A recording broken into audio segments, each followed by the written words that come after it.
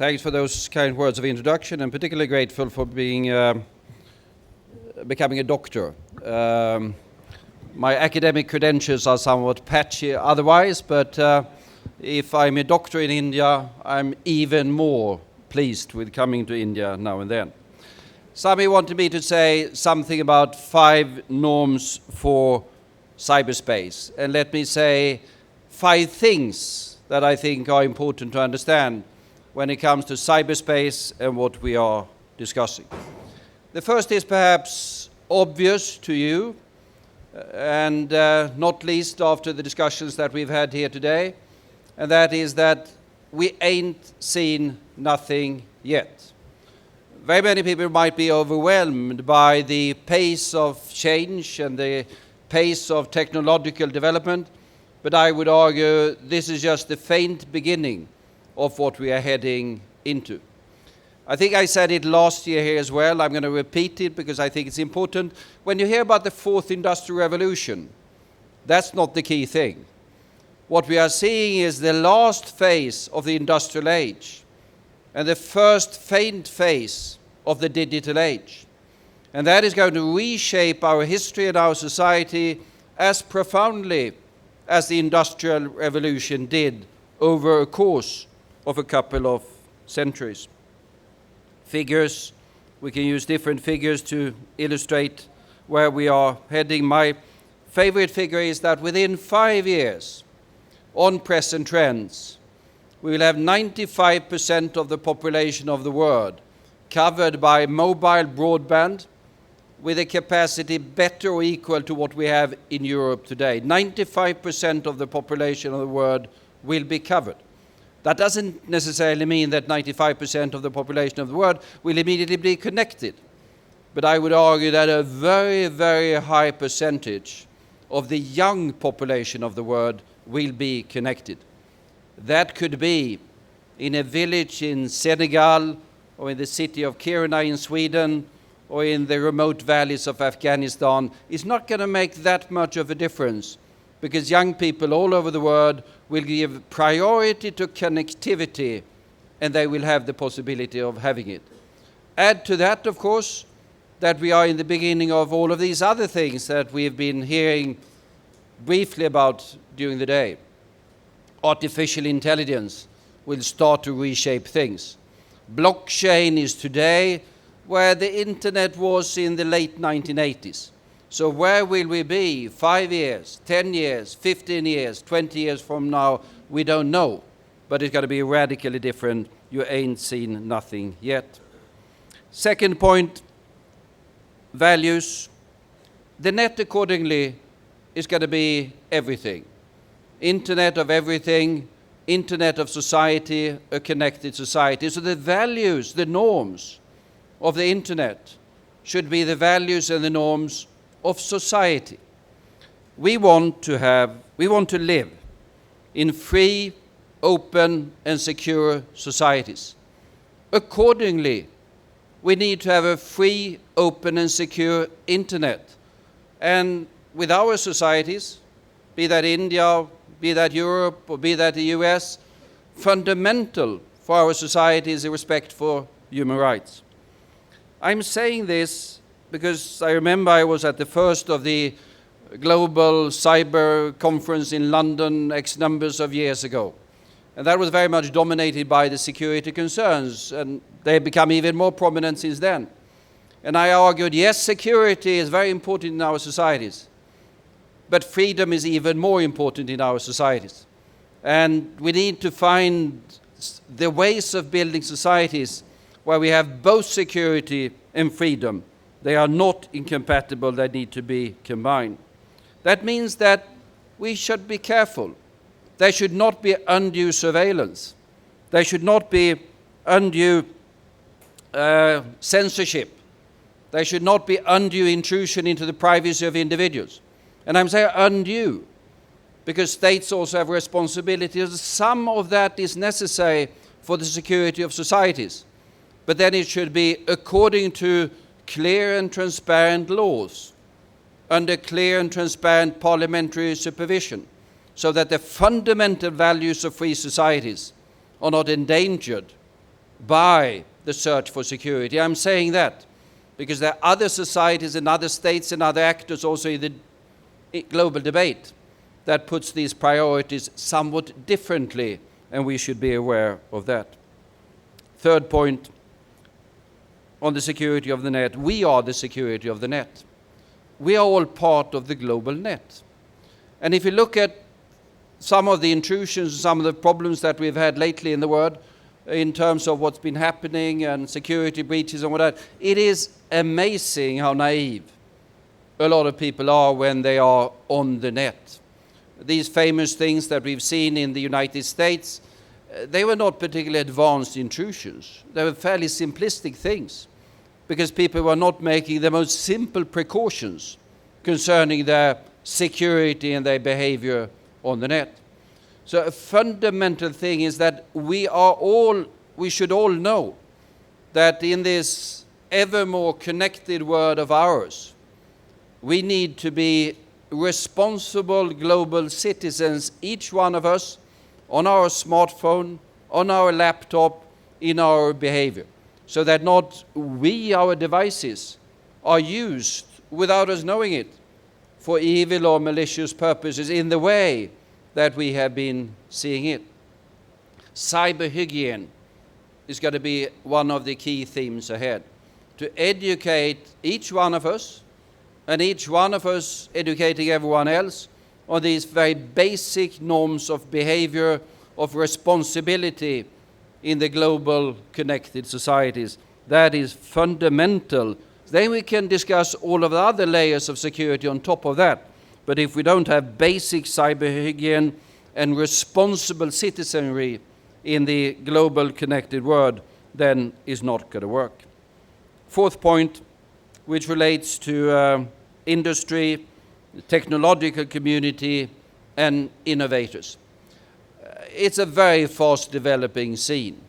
And innovators and entrepreneurs all over the world, and I applaud what they are doing, they are in a competitive race, because you need to be out there very fast with your product, and you need to capture the marketplace. So rush to the market and then patch it later if you see any vulnerabilities. That's not going to work any longer. That particular business model or business philosophy must be revised, because if you launch a product with vulnerabilities or with other deficiencies of the sort that we've seen also recently, then those can be exploited very, very fast by different malicious actors. So we should put as stringent requirements, and this is a question of ethics of business, requirements of ethics of business, that they don't introduce products where they are not as certain as you can be that they are safe to use and that they don't contain any vulnerabilities. If you have to patch it later, it means that you have not lived up to the responsibility that you must have. Fifth point on norms, and that is something that's been discussed quite a lot at this conference and elsewhere in the Global Commission on Stability of Cyberspace, the next of these commissions that we are working on, is of course norms for state behavior. Because we know that states are powerful things. So states have the power to do things that others don't really have. And it was noted at the beginning of this conference that we are now in a phase of development where states tend to take back power. There are dangers in that for the fracturization, the balkanization of the net, which I think would be a disadvantage.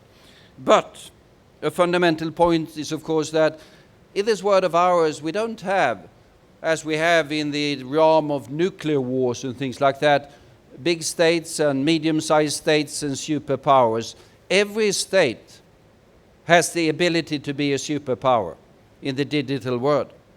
That means that when it comes to the norms of state behavior, I would say that the norm that should be there for every state, don't do against others what you don't want them to be against you. Because if a big state thinks that it can do things to a small state, and the big state is so powerful that the small state can't do against it, it's going to wake up to the new reality. States must understand that they all have more or less equal potential of power and that establishes a balance of power, a balance of responsibility, where states shouldn't do against others what they don't want the others to do against them, because if they do it against others, others will do it against them, and global havoc could easily happen with devastating consequences for each and everyone. So that's my 5 norms or points. We ain't seen nothing yet. We are, if I compare with the Industrial Revolution, we are where they were, where they had the second generation steam engine. And as we know, a couple of centuries later, a number of things came after the second generation steam engine. Secondly, the values that we should have on the net are the values of society. Free, open, secure. That should apply to the net, and that has special obligations for societies that value those particular values. Third, we are all responsible for the security of the net. As global citizens, we should behave responsible. Cyber hygiene is something we all should care about. Fourth, the tech community, the business community, the innovators must be more careful with the business model. Don't rush things to market that are not ready, because that will come back to hit you and hit everyone. And then for states must understand that they are all potential superpowers, but everyone else is a superpower, so they need to behave themselves in the way that they know that others will have to relate to them. So those are just 5, if not norms, at least points to consider when we consider all of the aspects of this development at this extremely creative and good conference. Thanks. Thank you very much. I'm going to confuse the people who are putting up the biodatas by not going in the order that we have on the program. The reason is because Carl Bildt, having just spoken, I would come to last, though normally I would have come to you first, Carl. And as you all know, the subject, the heading of today's panel was the new Code War. Now, this may have confused some of you, because the technical definition of Code War is essentially that a hackathon, when teams of students or techies work together to analyze, solve, and compete on programming problems. I want to assure you we're going to do nothing of the sort. The term Code War has also been used loosely for a method of cyber warfare, as when people say from Cold War to Code War. But I think the real definition of the new Code War, which we will be concentrating on, is how do we codify norms and behavior in cyberspace? And 3 questions really that we're going to ponder on. In 10 years, will internet as we know it exist at all? Particularly with totally new patterns of consumption, the actual makeup of the users, and hyper-localization becoming the trend of the day. The second question, which we may also cover in our remarks, is in absence of laws to govern digital spaces, should citizens be given the right to choose what they will obey and what they won't obey? Is digital self-determination of communities at all possible? And thirdly, should digital spaces have governing ethics? If internet freedoms need powerful states to advocate and enforce, are they actually political issues, or are they part of cyber technology? So without any further ado, let me start perhaps with Uri Rosenthal, former the Netherlands Foreign Minister, and now a commissioner on the new Global Commission on Stability of Cyberspace. And in many ways, I think Uri has been involved with this from the very beginning, as well as with the London process. And we, of course, are looking forward to the GCCS meeting in November. And so, Uri, over to you. Thank you, Latha, and let me again commend you for you all here for this tremendous sci-fi conference. And let me say, I'm always happy to be here, if not because I'm coming here in a humble mood to a country which is one of the big powers in ICT and on the internet. Although I should say beforehand that Carl Bildt was actually quite pointed in stating that in the world today, each state is as important as the other one. Could be. Thank you, Carl, for this.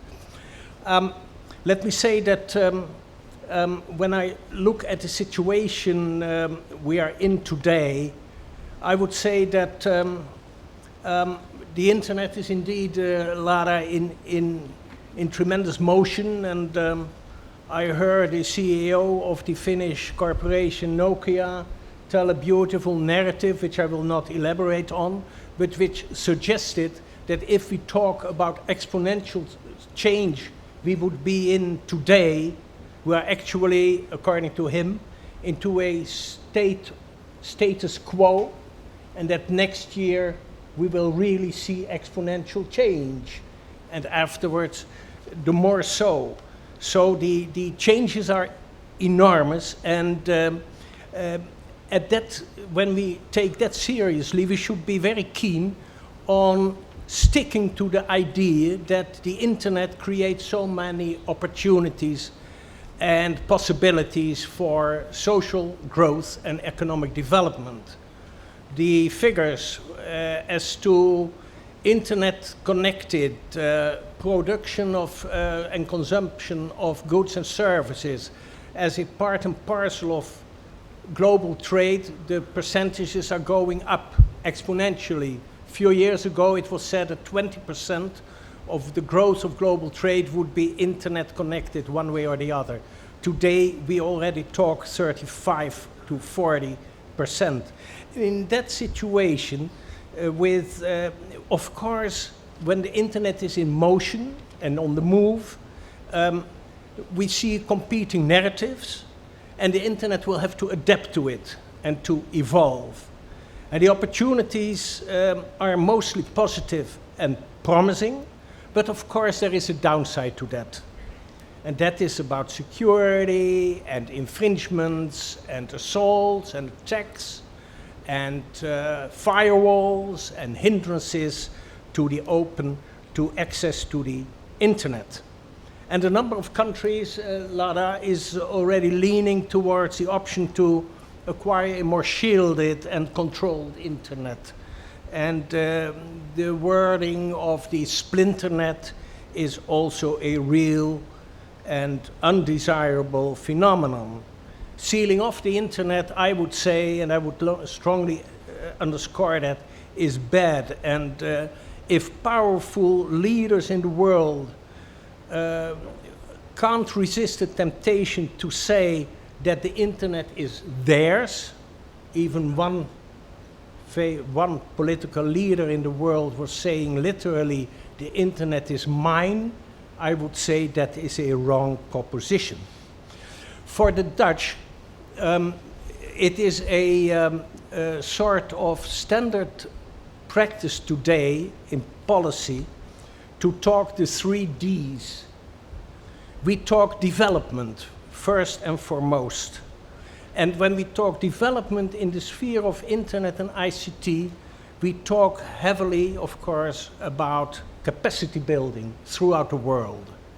When you want to go for Internet of Things, Internet of Everything, Internet of Everyone, you have to be sure that the foundation is there to go for it. And that means capacity building. Secondly, we talk, of course, we are not naive. We talk defensive capabilities. And we do understand that when there is a weakness in the defense, on the defense mode, it is inevitable that we have to be able to respond to attackers which have national capabilities to that end. And of course, I would say any kind of retortion should be in line with international legal obligations. But the point, of course, in the global realm is how we can help other nations to dissuade themselves from attacking in the first place. And here the norm presented by Carl Bildt is quite to the point. We also talk, when we talk defense, the second D, of course about restraint and the principle of restraint. And that is quite important today. Then we have the third D, and that is of course to pursue as much as possible and as long as you can the diplomatic channel, diplomacy. And when we talk diplomacy, I would say that it is of course quite important to start looking for a more solid and more broadly accepted agreement on norms and principles of responsible state behavior, and to clarify how international law applies to ICT and internet. And for that matter, I'm happy, and I suppose I'm talking also on behalf of Latha Reddy as the co-chair and Carl Bildt as a special representative. I'm happy to be part of the Global Commission for the Stability of Cyberspace, which indeed is doing its utmost to get the dialogue and the communication on that a step further. And to avoid leaving you with vague and abstract notions, let me say that up till now, this Global Commission is already on its way to identify some priorities. And these priorities include to look carefully at possibilities for norms or guidelines, if you wish, principles, for the public core of the internet, the hardcore of the internet. And around that public core for norms which would guide the critical infrastructures in the world today. And to end up with my short brief remarks, let me say that we are not talking empty stories here. If you look at the UK, it has gone in the last year through a direct attack on the public health infrastructure, the NHS, the National Health Service. They were on the brink of losing grip for a couple of days on their public health system. When we look at one of the most critical infrastructures of our democracy, as you have it and you cherish it, and we cherish it, and the US cherish it, and France does so, and Germany, and the Netherlands, we have all gone through elections. We of course also talk the critical infrastructure of our electoral processes. So, having said that, I would say that I'm really a strong and enthusiastic and passionate participant in a dialogue which is unfolding on getting some sort of idea for norms of state behavior in the field of public core and the critical infrastructure. Last point, if I talk state behavior, I would like to stress again that for the Dutch and for many other countries, when we talk about governance, norms, and what have you, we talk here a multi-stakeholder approach.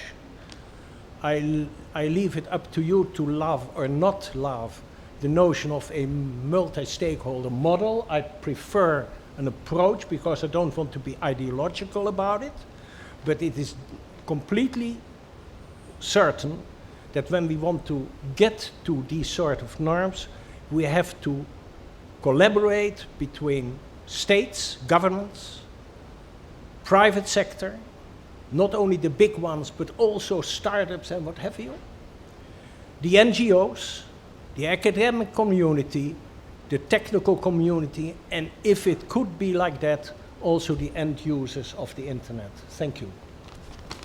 Thank you. Thank you, Reddy. I think when you talk about the 3 Ds, development, defensive capabilities, and diplomatic channels, that leads very neatly into the next speaker I'm going to invite, Mr. Sanjay Kumar Verma. He's my colleague, my former colleague from the Ministry of External Affairs, and is additional secretary in the ministry, and is guiding the whole question of cyber policies, particularly in the field of internet governance for the Government of India. And I don't think we could have a more apt panelist for talking to us about how we should be codifying new norms and new guidelines for cyberspace and what perhaps we mean by this in India. Sanjay, over to you. Thank you, Ambassador Reddy. What I'll do is I'll attempt to address the 3 questions which were raised by the moderator right in the beginning, and I'll start with localization of internet. The way in which the question has been coined, it seems that it is a bad thing to see a localized internet. Actually, it is not. If I have to reach to the last man in India, my internet should talk Tamil, it should talk Telugu, it should talk Hindi, it should talk Bangla. So I'm actually looking at localization of the contents of internet, whereas the resources of the internet can still remain global. So how do we address that issue, considering that India speaks 780 languages, which is the 2nd highest in the world after Papua New Guinea, which is 800 plus languages, out of which 22 languages are official languages. So unless my internet is able to reach the last user, it is as good as internet not being there. So in that context, if one looks at the number of languages which the internet used at that time, it is very, very tiny fragment. So how do we reach there?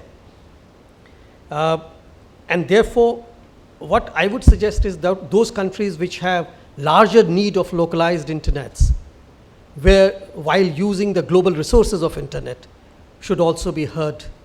Their voices should be heard and acted upon. In that context, I would suggest that role of ICANN should be looked at, because finally they are the main implementer of global internet governance, and how do we take them to look at more localized internet while using the global resources for the internet. So I'm talking about the contents here only. Second question which was there was regarding the user behavior. My fellow panelist talked about the multi-stakeholding approach, and that is what is music to my ears, that it has to be approach, it doesn't have to be a model. So approach, once the approach has been defined, then each country, big or small, each country, haves and have-nots, should decide on its own model to involve multi-stakeholding. The elements of multi-stakeholding has already been fleshed out by Mr. Rosenthal. And that, after that, it depends on the country concerned, how is it going to apply the approach of multi-stakeholding for the governance of internet globally and in their own countries. I can easily compare it with different shades of democracy. India has one form of democracy, other countries have other forms of democracy. They share the common word democracy. It doesn't mean that the processes and the way in which the election is held are the same. They could be similar. And therefore, going from that, learning from that approach, can we look at a globally multi-stakeholding approach which could be applied differently by different countries depending on its technical capability, depending on its socio-economic culture, socio-economic cultural milieu. Cultures are different in different countries, depending on the type of literacy that it has. To give you an example, one of the major internet governance bodies, when they conduct a seminar in India, they get 42 people. When the same body conducts a seminar in the US, they get 300 people. So how do you say that the similar exercise is more representative in India as compared to any other country. And therefore, every country has to devise a multi-stakeholding model with the type of representation that it wants to see on the basis of its socio-cultural and economic milieu. Users can define the ecosystem to work within, because there was another part of the question which said that then users can define the way they want to work. They can define their ecosystem, but their ecosystem has to be consistent with the domestic legislation within which they have to work. So if pornography is banned in a country, I'm not saying if it is wrong or right, but probably that is according to the socio-cultural milieu of that country, and I will follow that. So if I'm living in that country and pornography is banned, I will not visit a pornographic site. Now, that is an ecosystem which exists there, but in accordance with the domestic legislation of the country till the time an international legislative practice has not been developed. And if there is an international legislative practice developed, international rules are there which are equally applicable to cyberspace, then yes, we have a game in town, and then we follow those norms if those norms have also been ratified by the country concerned. Another point which becomes very important in this whole debate, when we talk of multi-stakeholding, multi-stakeholder could be a domestic multi-stakeholder, it could also be an external or foreign multi-stakeholder. How do you draw a line? What are the rights and obligations of a domestic stakeholder vis-a-vis an international stakeholder? How do you govern their participation in the global internet governance, at least when it concerns to your domestic internet governance? So these are the questions which also need a response. And finally, on this question, the legality of the multi-stakeholding model will have to be defined by each country, as I had said earlier. Now, third question which was there was regarding the internet governance issues.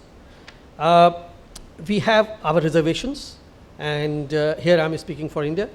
We have our reservations on in the manner of which the internet governance is structured. It needs to undergo reforms. We are with them, we are partnering with ICANN, and we are trying to see that this reform process is more inclusive. This reform process is more suitable to both haves and have-nots in the cyber technological terms. How does it take into account the respect for legal frameworks in that particular country, as well as the sovereignty issues, which are a big debate at the moment going on in various forums? We also look at the question of nationals versus citizens and national and citizens. So there are various issues which concerns this internet governance issues and requires a larger debate globally and certainly domestically in India. In all these things, one of the most important aspects is then how are we going to reach a global average? It will never be the maximalist, it will never be the minimalist. So you have to reach a global average when it comes to internet governance. How are we going to reach that? We are going to reach that through capacity building, confidence building, and robust exchange of views without any inhibition to be promoted. With that, I'll stop here. Thank you, Sanjay. Can I now move to Adam? Adam is with the Council on Foreign Relations, where he occupies the Ira Lipman Chair in Emerging Technologies and National Security, and is the Director of the Digital and Cyberspace Policy there. I've had the pleasure of working with you, Adam, on the Track 1.5 dialogue between US and India, and look forward to hearing your views on the questions that we've posed. Thank you. So I'm just going to make 3 points on what I see in the codification of norms or kind of great uncertainties moving forward. And the first one is we are seeing the consolidation of the Chinese model. And that is that in the run-up to the Party Congress, we're seeing a whole new range of controls on technology, the ban on the VPNs, real name registration, and other types of restrictions We're seeing the beginning of the implementation of the cybersecurity law, which is in part focused on security, but it is in large part driven by techno-nationalism concerns and the indigenous innovation capabilities of China. So how does China reduce its dependence on the West? We're beginning to see a brand new diplomatic initiative through One Belt, One Road, which includes what the Chinese call the Information Silk Highway, or a Silk Road, which is going to include lots of investment in fiber infrastructure and other technology infrastructure. And we're seeing continuing Chinese diplomatic efforts that run parallel to the London process and the Global Commission on Stability, the most prominent being the Wuzhen Initiative, which meets every December. But here the story that the Chinese are telling is one not of global free and open, but of cyber sovereignty. Right? That is the dominant story, and that is one that has a lot of support in the developing world, and particularly among one-party countries. And unfortunately, the Freedom of the Net report is coming out, I think, soon. It shows 6 years of decline in internet freedom, and many of the things that they point to, regional shutdowns, restrictions on VPNs, attacks on journalists and civil activists, the use of bots and trolls, information capacity. We've seen all of that in China for 15 years.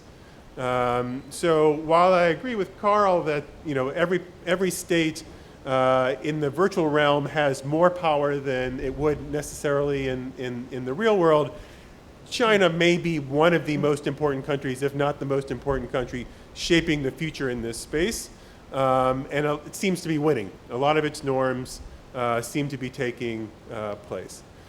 The second point that I'd want to make is, as China seems to be more assertive, I think the United States, if not stepping back, is certainly a big question mark right now. How the U.S. is going to continue its promotion of its cyber diplomacy, I think is unknown, not only because of the kind of bureaucratic restructuring that the State Department seems to be undergoing, but it is, I think, fairly certain that the Trump administration is very unlikely to promote an internet freedom agenda, right, as the Obama administration did for 8 years. The Trump administration's executive order does mention an open, global, and secure and a free internet, but given what we've heard the secretary say about values and democracy promotion, it does seem very unlikely that the U.S. is going to be a leader in this space. That might be a good thing for the internet freedom agenda. It might be better if other countries pick up that discussion and are seen as the leading edge of it as opposed to the United States. But I think it's clear that the U.S. is unlikely to be that voice there. And the third and final point I'll make is that I think in the United States and in the liberal democracies generally, we are beginning to see a renegotiation or a restructuring of the political understanding between the tech giants and governments. Now, clearly, this has been a continuing discussion in Europe over privacy issues for at least the greater part of a decade, but we are now on new ground, I would say, in the United States, where you have increasing suspicion of the companies from both the left and the right, both for free speech issues and for the company's impact on democracy. And while the gap between Silicon Valley and the tech community and the political community was fairly noticeable after the Apple FBI battle over encryption and was going to continue being a divisive issue, it's only grown wider as the tech community has staked out a number of positions on immigration, education, science research in direct opposition to the Trump administration. So given that political framing is being restructured, and traditionally, at least until the Snowden revelations, U.S. companies and U.S. Government tended to push in the same direction for norms, especially on free, open, and secure. I think that those voices are going to be working at counterproductively. I think as we move out into the future here, these three great uncertainties about how these norms are going to be codified. Thank you, Adam. Carl, I hope we've given you enough time to rest and think of something new to say to us on these questions. Something new to say, no? Yeah, well, if I can just very quickly say that it's a pleasure to always introduce Carl, former Prime Minister of Sweden, chair of the first Global Commission I was on, and now special representative to the next Global Commission, and an absolute delight to be with. So go ahead, Carl. And always a delight to be shared by you. Following on some of the things that have been said, following exactly what we just heard about China, in my remarks I was perhaps slightly more diplomatic, but those of you who are perceptive understood that I was talking about those things as well. It's true that the Chinese government has a very, very clear line on these particular issues. And sometimes I'm saying, just for the sake of the argument, but there's an element of truth in it, that there are two governments in the world that really take internet issues seriously. The one is the Chinese government. They have a very high level attention to it. They have it integrated in every single aspect of their policy. And for them, of course, security of the net is security of the regime. I don't blame them for that, but we need to understand that that is the essence of the security concept coming out of that. The other government in the world that takes it seriously is the Estonian government. Estonia is, as you might be aware of, not of the same size in terms of population as China. It's, as a matter of fact, smaller. So that you know. Estonia has an enormous advantage in the sense that they came out of nothing. 25 years ago, I remember, they did not have food in the stores. So they started from scratch in the digital age. And they are now, I would argue, the government of the state that is well ahead of most in terms of both the use of the net to provide services to its citizenry, but also in terms of developing policies. It's no coincidence that the Tallinn Manual is coming out of Tallinn in Estonia. It is no coincidence that the NATO Center for Cyber Conflicts and things like that, Center of Excellence, is located in Tallinn. It is no coincidence that the heads of state and governments of the European Union met for a special summit last few days in Tallinn, Estonia, to look at how Europe could become more competitive on these particular issues. And that sort of illustrates my point that, yep, there is a size difference between China and Estonia, but they are the ones, they are the powers that are now, or those are the concepts that are now competing in the world, and I happen to be somewhat more on the Estonian side of this particular argument. And that leads me to security, as I indicate.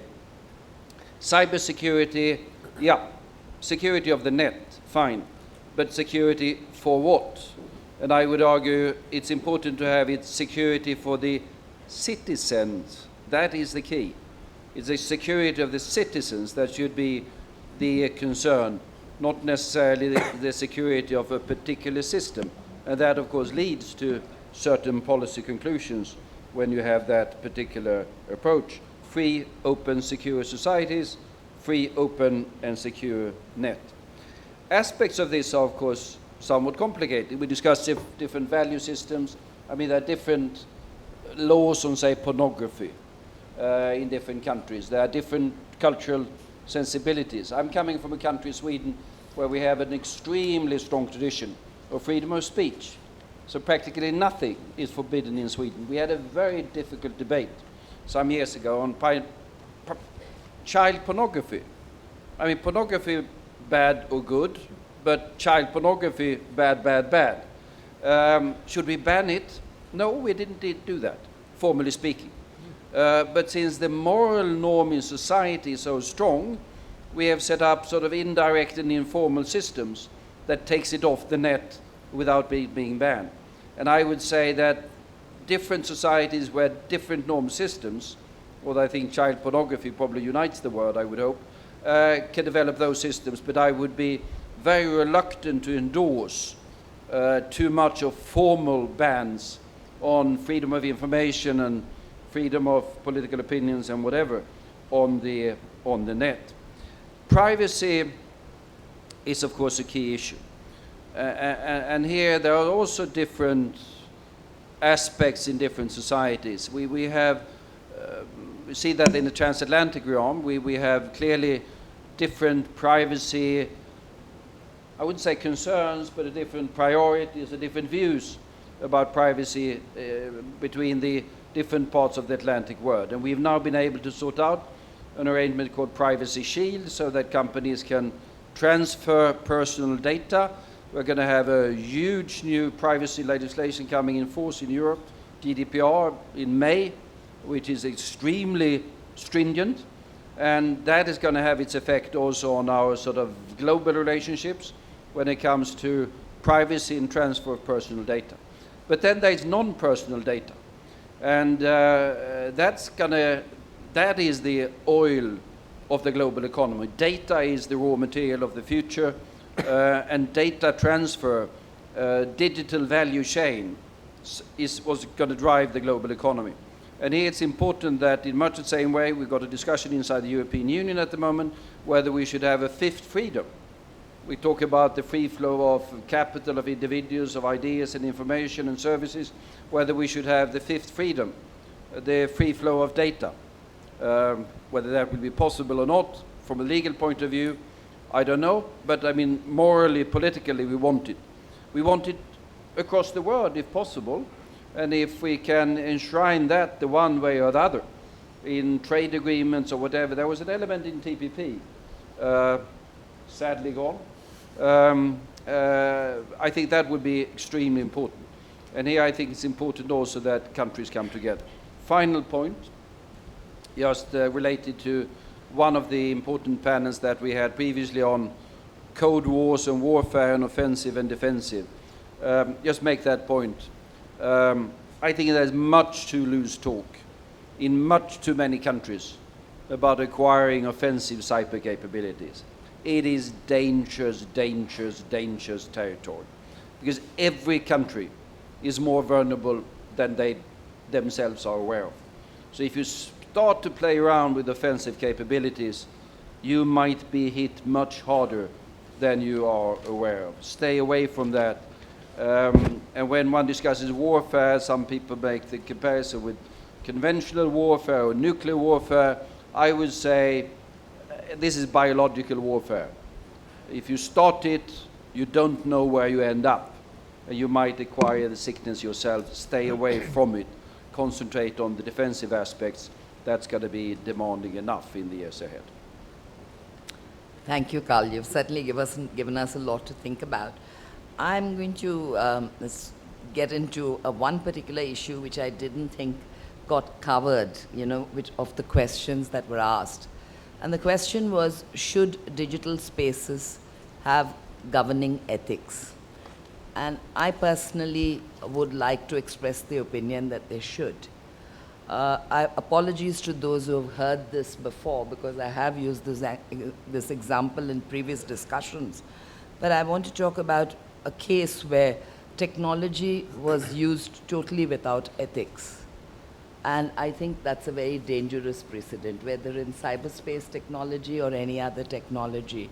And the case I'm referring to is the Hela case. This is the case of a woman called Henrietta Lacks, an African-American woman in the 50s in the US, whose tissue samples were used without her permission or permission of her family. She was a cancer patient. And it was used to generate tissue samples which are still used in the majority of labs all over the world.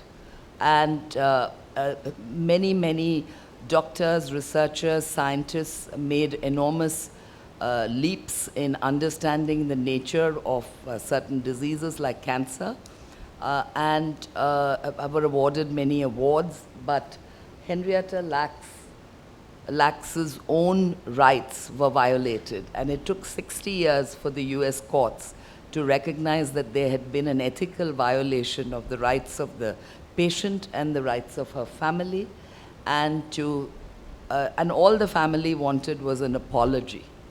They just wanted an apology. They did not ask for monetary compensation. So I think it's a very good example of how when you blindly develop technology, and I did touch on this in my remarks in the morning when I, more jokingly than otherwise said that my brother, who's a computer scientist, said, you do have to regulate scientists because we're a crazy lot. We will just go ahead and use technology any way we like, and it's almost important to have some regulation of how technology is used. For example, if technology and cyberspace are used for crime, if they're used for terror, if they're used for disrupting critical information infrastructure, if they're used to violate human rights, if they're used to spread hate through hate speech, trolling, etc., should there be rules for these? So the question is, I think there have to be some governing ethics and some no-go areas. It's very good to talk of a free, open, secure society. But what happens in cyberspace affects every area of our lives. If you develop a technology where you can go into hospital systems, the NHS attack, for example, and if the dosage of drugs being administered to patients is being controlled through a computerized system and you can alter that, it can have very devastating physical consequences for those patients. If you destroy their medical records base, it can have terrible effects for somebody's future treatment. So yes, I just wanted to make this point because I don't think we talk enough about ethics in technology fora. I have a two-finger intervention from Uri. Let me say, I endorse your statement, of course, and it's good that you bring it up again. Yeah. This ethics of the cyberspace, in the cyberspace, etc. But I listen carefully to the wording you are using, and I think that's a correct one. It is about governing. It's not about government. And of course, when we talk ethics in the cyberspace, it is a particular example of the responsibility, the respective responsibilities of all stakeholders concerned. And that would be my part of the story. Actually, the word was not government. The word was it governing. Exactly. Governing and that ethics, is quite a difference. Yeah, because I think the question is not of internet governance, the question is not of who forms these rules, but the question of should we be looking at ethics as well when we look at cyberspace. I know we're running a little late, but we did start a little late, so I'd like to take a few questions if possible. I have a hand up there. Could you come up to the mic and ask your question, please? Hello. Yeah, go ahead. Yeah. I'm Isaac from Uganda. I have two quick questions. Number one, is it possible to design an effective cyber mechanism where EU member countries can share data with one another? We've had incidences where terrorists have run from one EU member state to another, and they were on a watch list in one, but they were not arrested in the other. So is there a way in which we could find, we could work with one another? If EU member states can't work effectively, how do we expect to work as an entire world? Number two, do we think that the Russians did really interfere in EU elections, or they are the easier superpower to blame? Thank you. I think I'll leave this to the two gentlemen from the EU to answer. Me. The first one was really sort of exchanging data in terms of counter-terrorism. Yep, some of that is going on, but clearly we have seen in Europe that we need to do more of that. We have built up in The Hague, in the Netherlands, by the way, Europol. We have a common police force, not police force really, but police coordinating mechanism that has a special cyber section that is now coordinating much more than used to be the case. And this, by the way, is one of the most tricky issues when it comes to Brexit, because the Brits have a strong interest in being fully part of this. Whether that's going to be possible remains to be seen. We have an interest, of course, in having the Brits there as well. The second question was whether Russia interfered in elections. Well, interference in elections is not a novelty. One has gotten that impression with the debate lately. I'm coming, as said, from Sweden. We used to be neighbors of something called the Soviet Union. You might remember that one. They financed an entire political party in my country, which had running newspapers which were financed out of Moscow with the explicit purpose of interfering in our elections. They were running radio stations, they were running over. I'm not saying that they were entirely alone, but I mean interference in elections isn't, or interference in the political affairs of other countries isn't entirely new. What is new is that it's done with new technologies in the same way as the printing press or the radio and the television. Now the internet has provided new opportunities, and we need to be able to safeguard, strike back, and fight fairly our values with the same instruments. Perfectly possible, in my opinion. Well, very brief, two points actually. When we talk about the kind of question the gentleman raises, we have to take very seriously the huge problem of attribution in the cyberspace. And we are just at the beginning of tackling that kind of issue. And let me be straightforward on that. When we had a very serious infringement into our certification authority in the Netherlands, we all looked at a certain country. And up till now, we are not particularly certain that it came from that country, which I will not call by its name, or whether it came from some sort of a hacker somewhere in a Midwest state in the United States. So be careful about that. Secondly, very briefly, let me take the opportunity, thanks to your question, you are raising the position of Russia. And I would like simply, Latha, to say one kind of remark I would like to make it on the position on the situation in China. If I would say that I can't imagine China to, after all, eventually go the way which also Adam is indicating, for the very reason that if they're big ones, like Alibaba, Jack Ma, Baidu, Tencent, want really to be global players, they have sooner or later to adhere to the rules of the game on the global scale. And that's, for that matter, I used to be very careful to put, for instance, Russia and China simply on the same sort of level. I think there is more to it than just that. Thank you. Thank you. I'm not sure which of you ladies was first.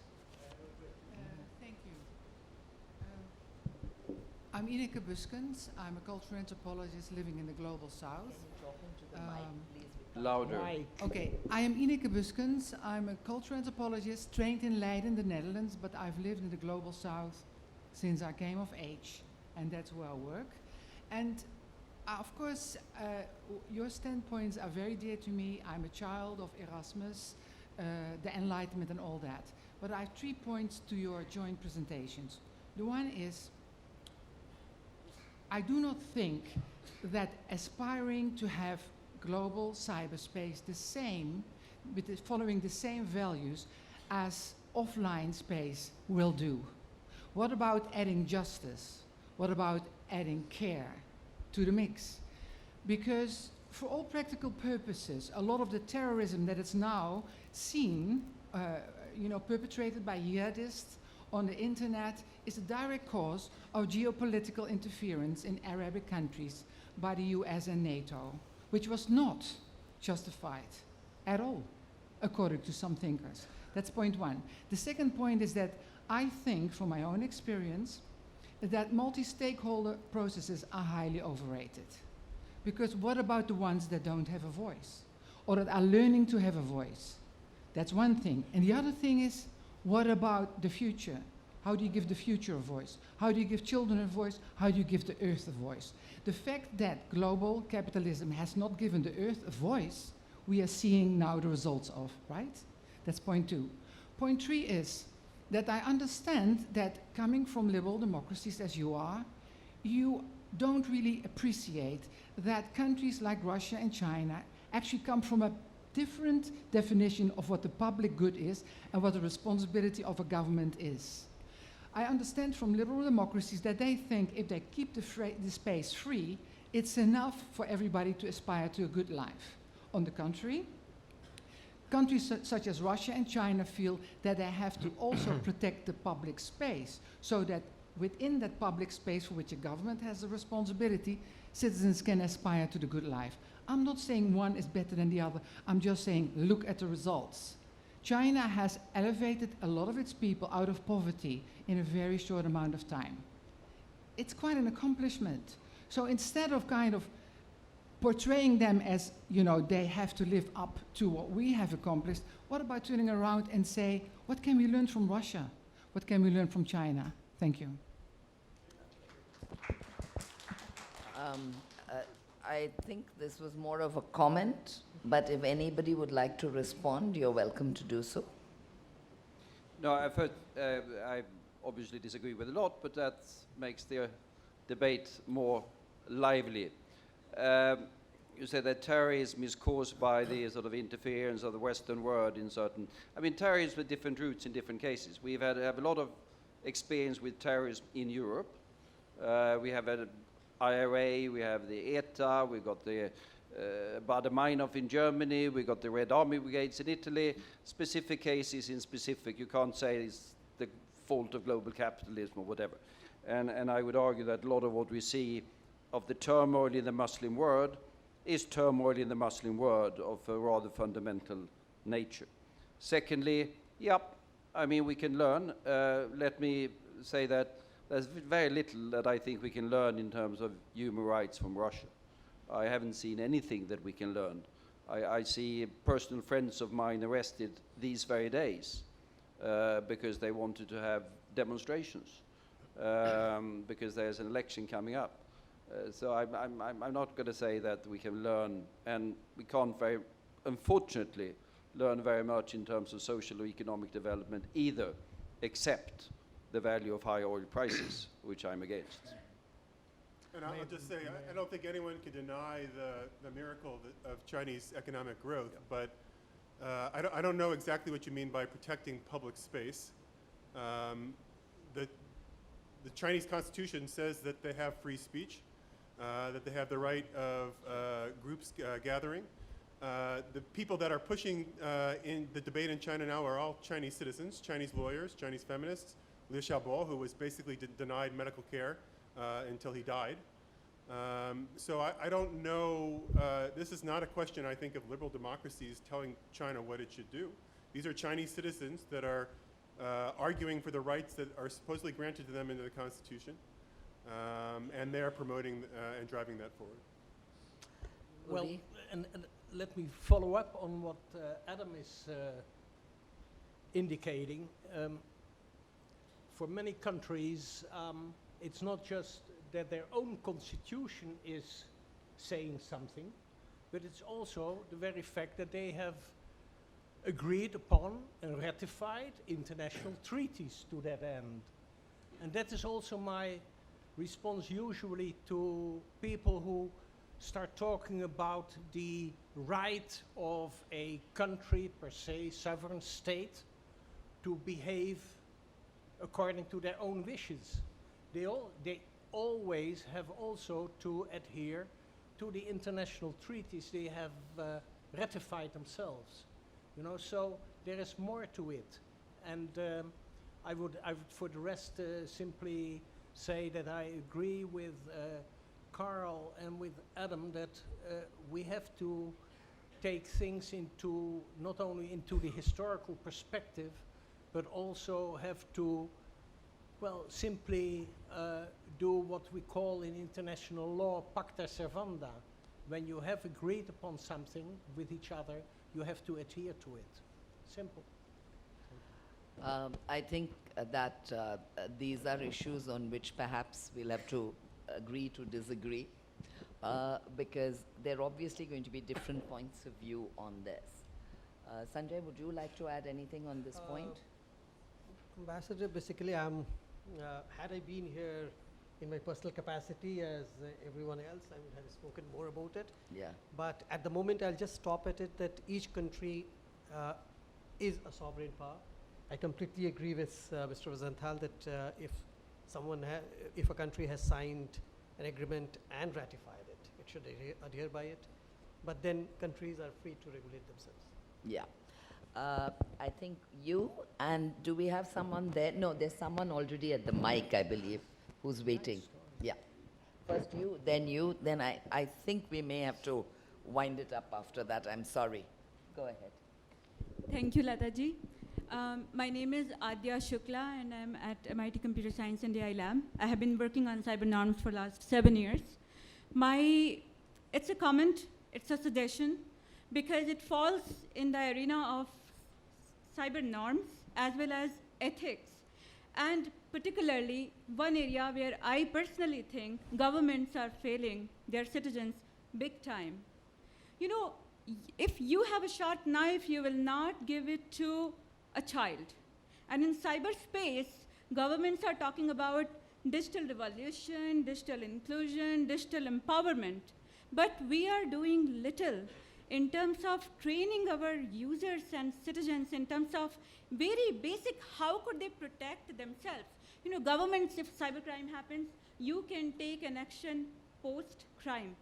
We have a responsibility, if I were to say that, like, you know, as a policymaker, or somebody as a computer scientist who is interacting with the policymaker, that we, in every country, whether it's in developed scenario or developing scenario, because technology is moving very fast, we have to have sustainable, dynamic programs and budget allocation in terms of real money to go to senior citizens, to go to, like, you know, your semi-literate technology citizen scenarios, invest serious amount of money and political commitment in training them to tackle technology. And I would quote a very good example. In 2010 in Germany, German court declared this, that, you know, if you leave your wireless port insecure, then you are liable for a fine.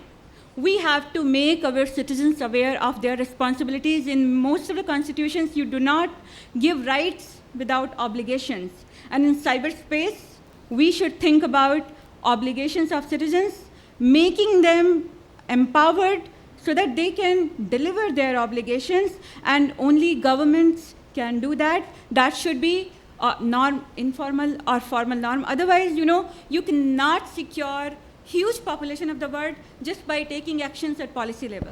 Thank you. I totally agree. I think you need cyber hygiene. I think you need cyber education. I think all of us have said it in some forum or the other, in some form or the other. And I think tomorrow we have people from the Ministry of Electronics and Information Technology speaking. You know, I think that essentially they and the cyber emergency response team essentially have the responsibility not just to react to any cyber incident, but to try to take preventive action. So I think that's a very valid point, that simply talking about digital inclusion and bringing in lots of people. And Sanjay wants to also say something on this. I'll just add something to that, that any product which is coming to the market should also be vetted in a way that the security risks are not transmitted to the end users. See, government can do this, and most of the governments are doing this. So cyber hygiene is very much a part of the governance issues. The capacity building is very much a part of the governance issue, but also should be a part of the entire ecosystem. The vendors who are giving out the products without vetting and verifying the security risks in them. We should have security mindset. Sorry, I'll have to move on to the last questions.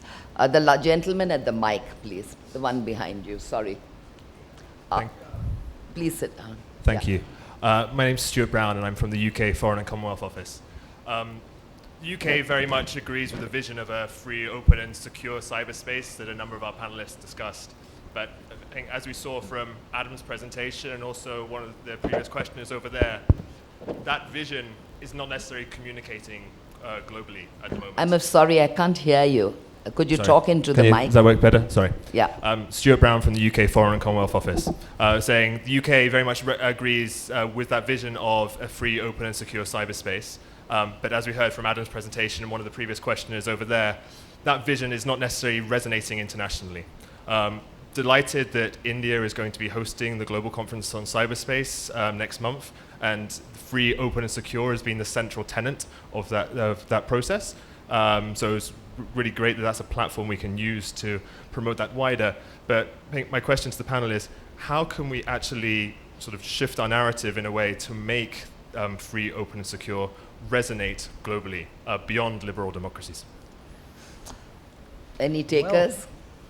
Well, let me say that, sir, that when I started into this cyber thing after having stepped down as a minister, I was a cyber envoy for my country, and I traveled the world, you know, preparing for the Global Conference on Cyberspace.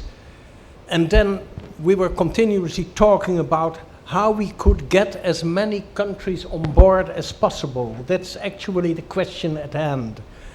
And when you look at the developments over the last 5-6 years, we have had our setbacks and our disappointments. At the same time, count our blessings in a number of ways.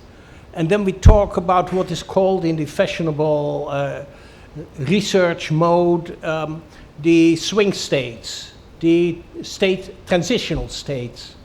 And there we have been successful with each other on a couple of things.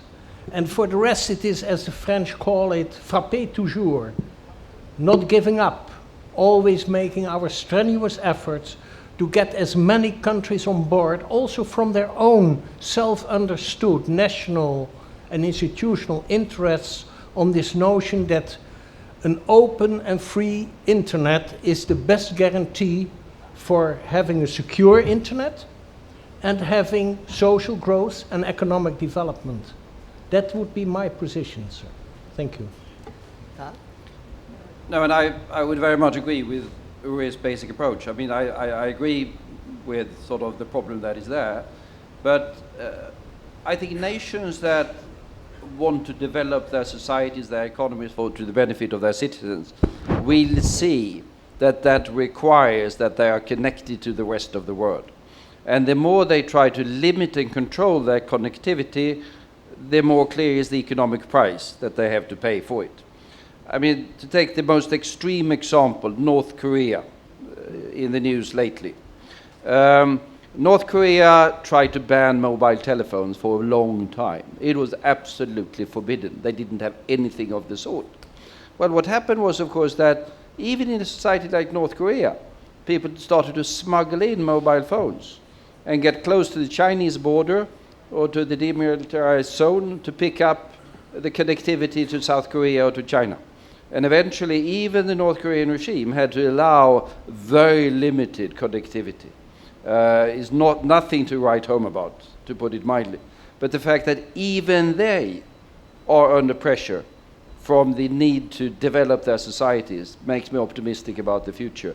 If you try to restrict free and open net, you restrict your own society, and sooner or later your citizens are not going to like it.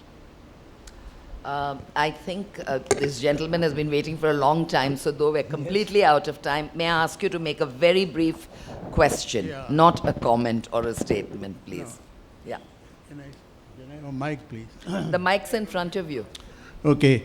One of the most serious problems in India today is the way in which the cyberspace is being used to target political opinions. For example, you know, trolls who operate from the cyberspace. We have a question, freedom please. of expression is being targeted by using cyberspace. One of the journalists in India has even written an open letter to the Prime Minister, "Is my life safe?" People are getting killed. So it's a very, very serious crime which is going on, and we must discuss it. We have not discussed it in the last 1.5 days. I have attended the conference, absolutely not come up. I think it's a very serious problem. Sanjay, would you like to comment on this? No, see, freedom of speech is guaranteed, but at the same time, you have different shades and sizes and shapes of people around. So it is not that the policies are not in place. It is not that the legislations are not in place. So I would say there are errants present in the society which could do it, even despite the best of the intentions of the government and the society. Yeah. I think with that we'll have to bring this to a close. We are well over time and the dinner sessions are starting in 10 minutes. May I request you all to give a hand to the panelists who I think have done a tremendous job. Thank you.